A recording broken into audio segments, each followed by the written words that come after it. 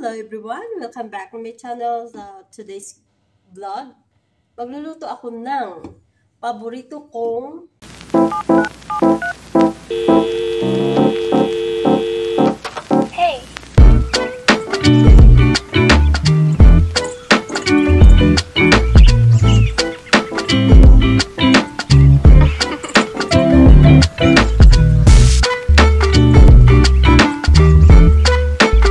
pork adobo. So, meron akong dalawa dito. So, ito, yung buto-buto at saka pork bellies. Init muna ako ng tubig. Lapuahan. Lapuahan with asin. Para matanggal yung amoy. Kasi dito, yung meat dito is parang may amoy. Malakas yung amoy. Kasi, pero ito naman is pork ribs ito from Borneo. From Burma, Borneo.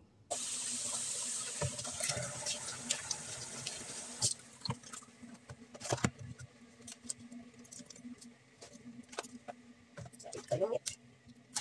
So, ayan ang buto-buto. And the pork belly. Yatin ko lang siya.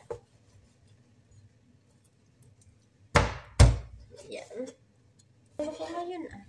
Ang ganda ng aking knife. Yun, that base. So, ayan na.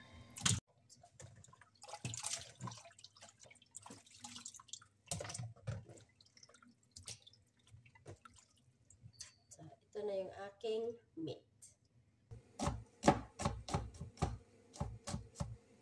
Coarsely chopped.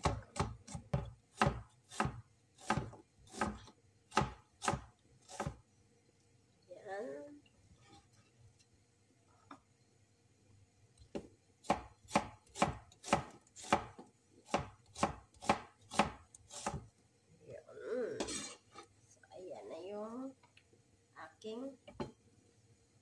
At ito na nga, boil na.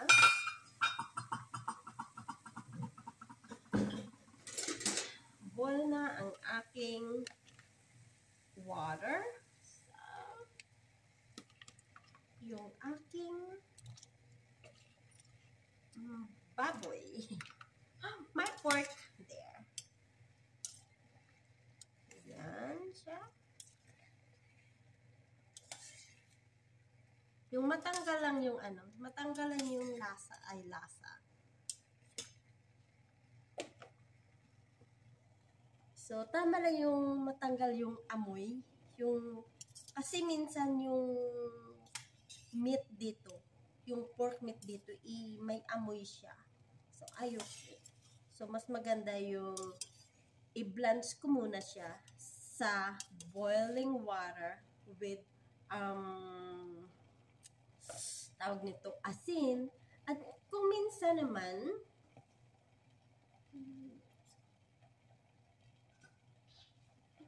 asin at saka konting vinegar. So, lagyan ko siya ng konting vinegar.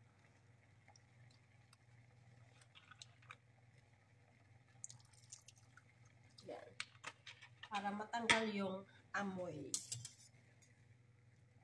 Pero pag sa Pilipinas naman, hindi na ako naglalagay ng vinegar. Asin lang. At doon hindi ko binablanch. Dito lang kasi may amoy nga. Doon maganda kasi doon at minamarinate yung meat bago lutuin. So ayan.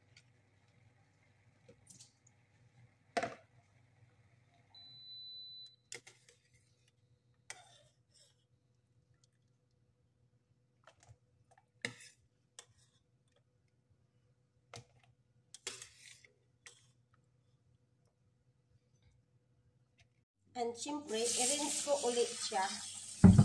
I-rinse ko siya ng one more. Yan. I-rinse ko siya ng one more.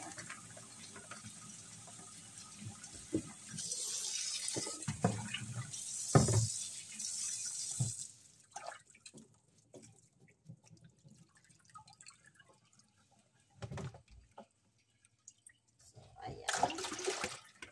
Ready na siya. As in, ready na siya ayan na. Ilagay ko yung aking meat. Ayan. And then, ang gawin ko,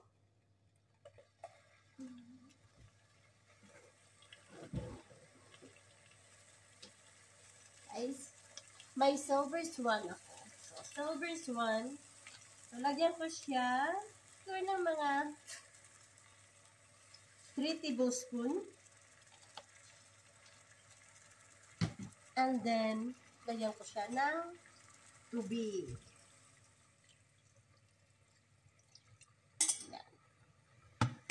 And, so, ayan siya.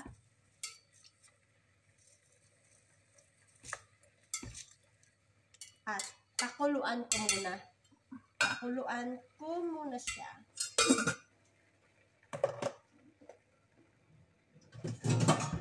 And then, I have another pot.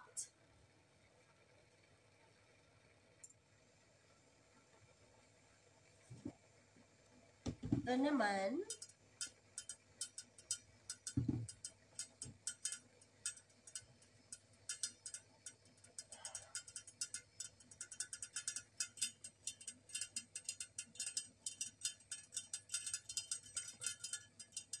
so about 2 tablespoons olive oil.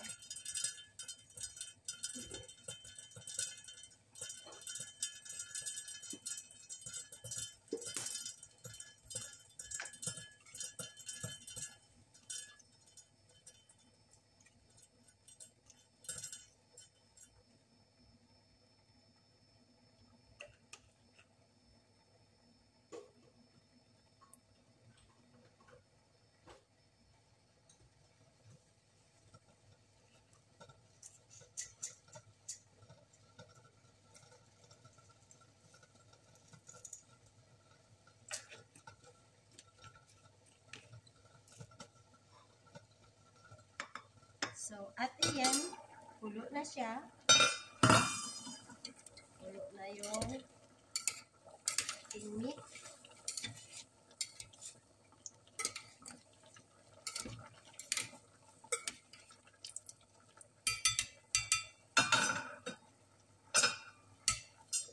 So, mga few minutes.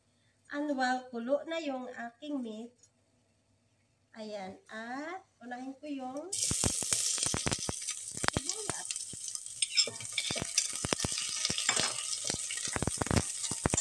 Hanggang translucent.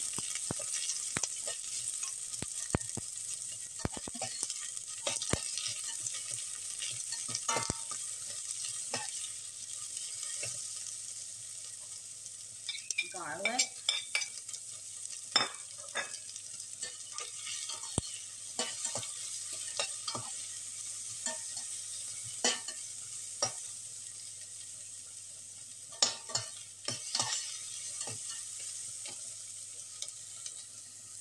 So, ito yung way ko na magluto ng adobo.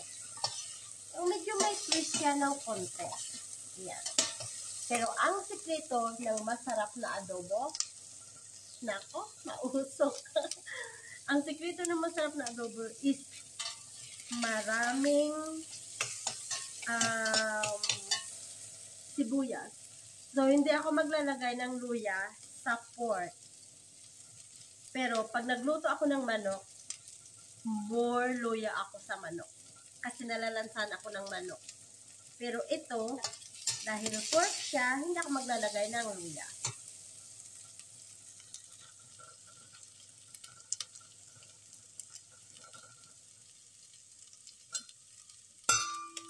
Ayan na yung aking meat. Saka ready na rin yun. Ready na yung aking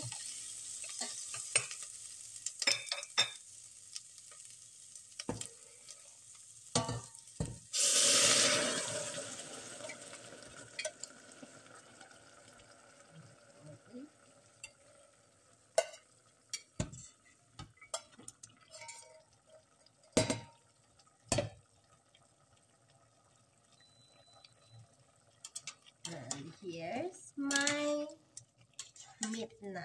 Ayan.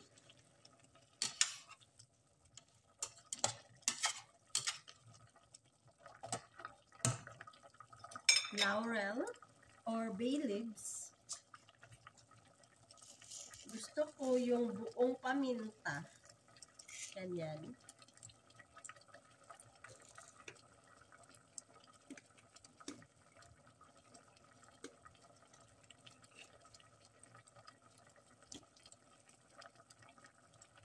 And then, takpan ko lang siya hanggang sa lumambot. Ayun.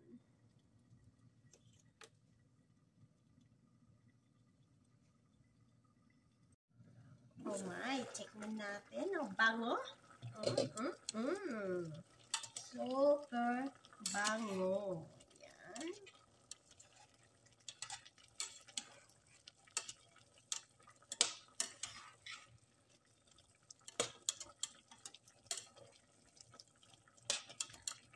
Ilo-fire lang natin para masarap yung maganda yung pagkulo niya. So, very, very low fire lang.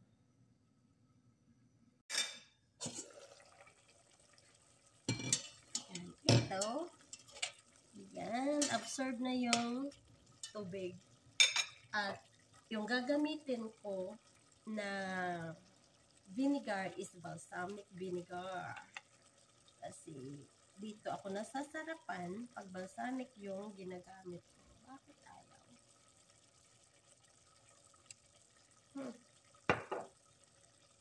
Ayos naman ito. So, ayan.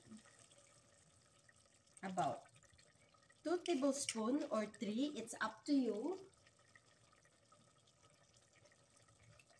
Kung gaano ka sour yung gusto mo.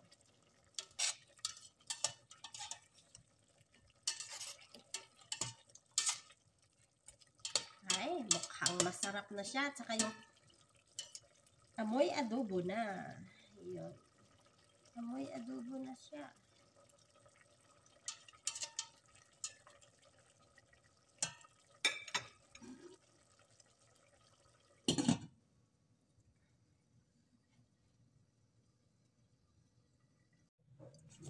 At ayan na yung nagmamantika kong adobo. Wow, sarap nito sa kanin, especially sa white rice. But I am eating it with brown rice. Yummy!